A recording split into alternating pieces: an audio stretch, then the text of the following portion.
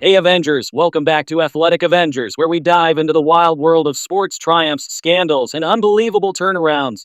Today, we're talking about a headline that's got the baseball world buzzing. President Donald Trump just pardoned former MLB superstar Darryl Strawberry for his past tax evasion and drug convictions.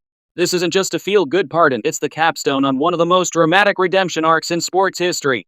Strawberry, now 63, has been sober for over a decade, leaning hard into his Christian faith, and even runs a recovery center to help others. Trump personally called him to break the news, calling out his Mets glory days and hailing him as one of the 80s greatest. Strawberry's response? Pure gratitude. This has nothing to do with politics. It's about a man caring deeply for a friend. Let's break it down. His sky-high achievements, the rock-bottom lows, what's next for Straw, and my unfiltered take. If you're a Mets or Yankees fan, hit that like button, this one's for you. Strawberry's stellar peaks, power, glory, and New York swagger. Darryl Strawberry wasn't just a player, he was a phenomenon. Drafted number 1 overall by the Mets in 1980 straight out of Crenshaw High in LA, the 6'6" outfielder exploded onto the scene like a rocket. Nicknamed the Straw Man for his towering frame and that iconic looping swing often compared to Ted Williams, he redefined power hitting in the 80s. Rookie Phenom. In 1983, his debut year, he smashed 26 home runs, drove in 74 RBIs, and swiped 19 bases over 122 games, enough to snag the National League Rookie of the Year award. All-Star dominance. 8 straight All-Star nods from 1984 to 1991, 7 with the Mets. He was a fan favorite, blending raw power with charisma. Home run machine. Led the NL in homers with 39 in 1988. Over his career, he belted 335 dingers, including 330-plus HR seasons and 10 20-plus seasons. His 259 average, 1,401 hits, and 1,000 RBIs scream elite slugger.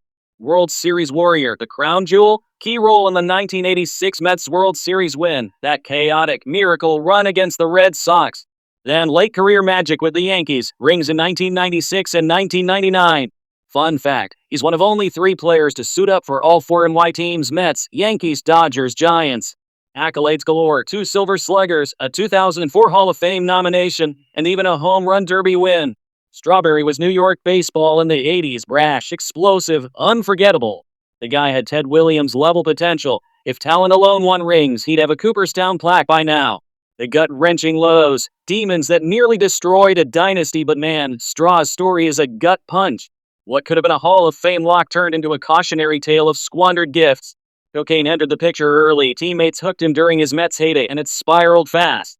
On the field, it meant inconsistency, suspensions, missed games, and a career that fizzled by 1999 after a final drug bust.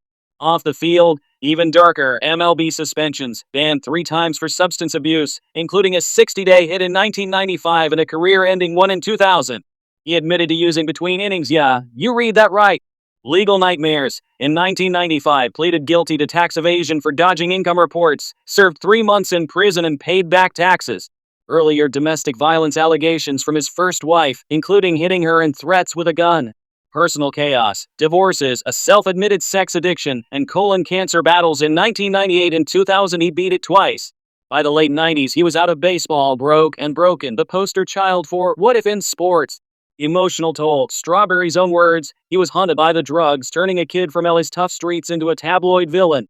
It cost him prime years with the Dodgers and Giants, where injuries and relapses piled on. This wasn't just bad luck, it was a full-on war with addiction that robbed fans of more moonshots and the Mets of a dynasty sequel. What's next for Darryl? Freedom to swing for the fences off the field with this pardon, wiping the slate clean from those 90s convictions. Strawberry's already soaring. He's been sober since around 2011, over 14 years strong, and credits his wife Tracy for the anchor. His ministry work? Game-changing. They founded Finding the Flow Ministries, speaking nationwide on faith and recovery, and run a recovery center that's still helping folks battle addiction today. Expect more of that. Books he's got a few already, like Turn Your Season Around, podcasts, and motivational gigs. At 63, no MLB comeback obviously, talent gets you in the door. Grit keeps you alive. Strawberry's fall was epic, but his rise? Legendary. Hardens a win for second chances. Drop your take below. Smash subscribe.